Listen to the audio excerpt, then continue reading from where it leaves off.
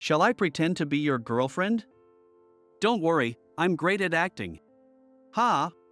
I was quite troubled by my parents' persistent matchmaking attempts, and my boss, Emily, offered to pretend to be my girlfriend. She was way too beautiful to be my girlfriend, but it seemed like this would work out for now. However, on the day of the meeting, not only my parents but I too was shocked by an unexpected revelation. Alex, is this really your girlfriend? From that day on, my feelings started to change significantly. Meanwhile, Emily continued to pretend to be my girlfriend indefinitely. I'm Alex, 36 years old. I'd been single for 36 years. I have few friends and even fewer opportunities to meet new people. My days end with commuting between work and home. My few friends are all married with kids now, so I rarely see them. The only person I know around my age who's single like me is my boss, Emily. People might think I'm either gay or just unable to find love, but she is also quite a mystery. She's stunningly beautiful, highly competent at work, and I've seen guys hit on her more than once. Yet, she boldly declares at office parties, I'm staying single forever, and doesn't seem to care about being single at all. I admire and envy her resolute attitude. I don't want to be without a girlfriend. I want a wife and kids. I've been introduced to women several times, including during my school days, but even if the first date goes well, it never leads to anything more. No one has ever told me it's because of my looks or personality, so it doesn't seem to be that.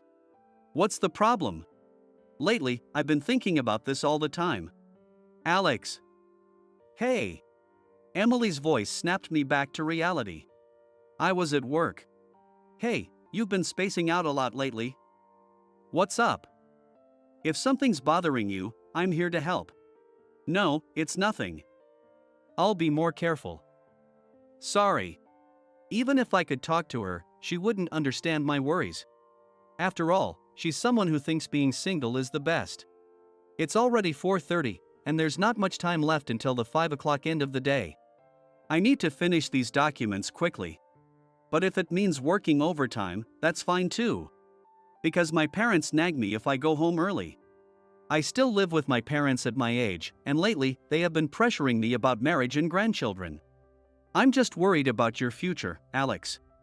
Yeah, we won't be around forever. I understand what they're saying, but still. I really want the same thing. I'm just anxious about how to make it happen. Alex, are you staying late? Let's grab a drink tonight. John, who sits next to me, is a colleague from my same year. He has a wife and 2 kids. I don't have deep relationships at work, so even though I'm friendly with John, we've never gone out for drinks personally. John, you should go home. Your wife is taking care of the twins by herself, right? He made a resigned face and said, That's why. When I get home, all I hear until bedtime is how hard her day was. I want to stay out late sometimes too. Unbelievable. If I had a wife and kids, I would definitely want to go home early to see them. But since I don't know what marriage is really like, maybe my thinking is naive. Maybe I should ask him about it over drinks. I decided to focus until the end of the day and then head to the pub near the station with John. His recommended pub is cheap and the food is decent, but we have to get there early to get a seat. Tonight, we hurried from the office and managed to snag a couple of seats at the counter. We toasted with beers and started to unwind from the day. Halfway through my mug, I remembered. I should text my mom that I won't need dinner tonight. John asked, Who are you texting? Mom, I replied, and he chuckled. I know why he's laughing. But I don't want her to go through the trouble of making dinner for me. Her reply said, Enjoy yourself. She probably thinks I'm out with a woman. I rarely stay out late unless it's for farewell parties or year-end parties. Feeling a bit tipsy from the alcohol, I boldly asked John an intrusive question. Hey, how did you meet your wife and start dating? Since I don't usually discuss such things with coworkers, he seemed surprised but answered sincerely. It was at my previous job.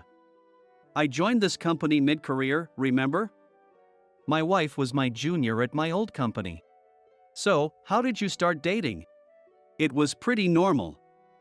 We met at a pub one day, said, Hi, and, oh, it's you, hit it off, went to a second round, and within a week, she came to my parents' house. Even if I met a female colleague at a pub, I can't imagine it turning into a romance from just hi. And, oh, it's you. Usually, it's just a drink together and then, see you tomorrow, right? How does it escalate to meeting the parents within a week? As I pondered this, the person next to me left, and someone new sat down. I'll have a large beer, a breaded pork cutlet, grilled mackerel, and some chicken skewers. Despite the woman's voice, her order was quite hearty. Wait, that voice sounds familiar. I looked over, and there was Emily.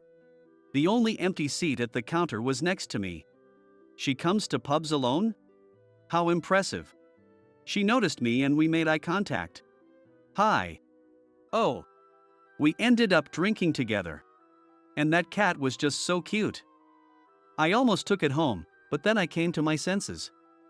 It wouldn't be fair to keep it in my apartment. Emily, already tipsy, was enthusiastically recounting how she almost adopted a cat from a shelter. John, who loves beautiful women like Emily, was fully engaged in the conversation. For some reason, every guy at our company, even the married ones, is infatuated with her. I, on the other hand, was listening half-heartedly since I didn't have any personal interest in her beyond work. Maybe my low energy bothered her because she suddenly turned the conversation towards me. Alex, why aren't you getting married? She is always straightforward, even when drinking. Of all questions, why that one? It's not that simple. I don't have anyone willing to be my girlfriend. She summarized my situation bluntly. That's because you're clueless about the world, Alex. Curious about what she meant, I asked her to elaborate. Apparently, I'm out of touch with modern social life, insensitive to women's feelings.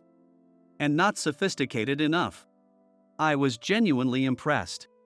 Emily really pays attention to people. It's true that I'm not interested in what's happening in the world. I don't watch TV or browse the internet.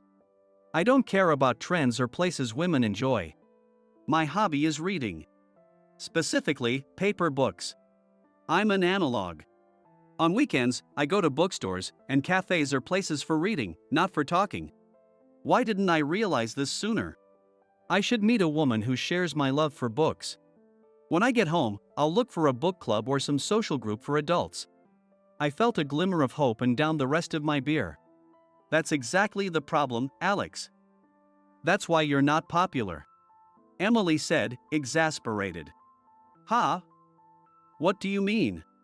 To put it nicely, you're super laid back. To put it bluntly, you're extremely self-contained.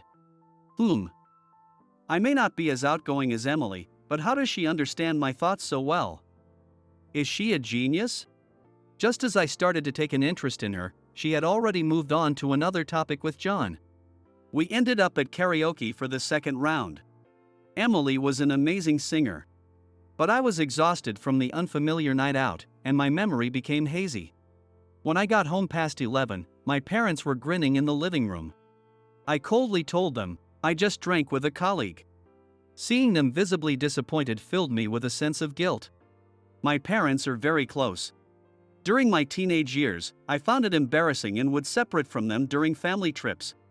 As an adult, seeing friends pair up, I understood that love and marriage can be close bonds. But there are also guys like John who occasionally don't want to go home. My dad coming home on time every night and my mom greeting him with cheerful stories are probably more than just normal. I still don't get men and women at all.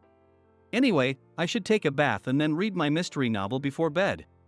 As I headed towards the bathroom, my mom called out, Alex, come here for a moment. I was seated across from my parents at the living room table. On the table was a thin photo album. Take a look at this. Mom opened the album to reveal a woman in a flashy dress. I had a bad feeling. Isn't this a matchmaking photo? Dad started to explain. Your aunt from California has been suggesting this for a while. I always thought it'd be better for you to marry for love. So I turned down the matchmaking offers. But since you have no one. Dad emphasized the importance of marrying for love because that's how they did it. Having seen their happiness, I can understand that. But this woman. Isn't this Sarah, Auntie's neighbor? Sarah is 5 years older than me and used to bully me when we visited her place during holidays. She was bossy, took my toys, never waited her turn, and flipped the board when she was losing.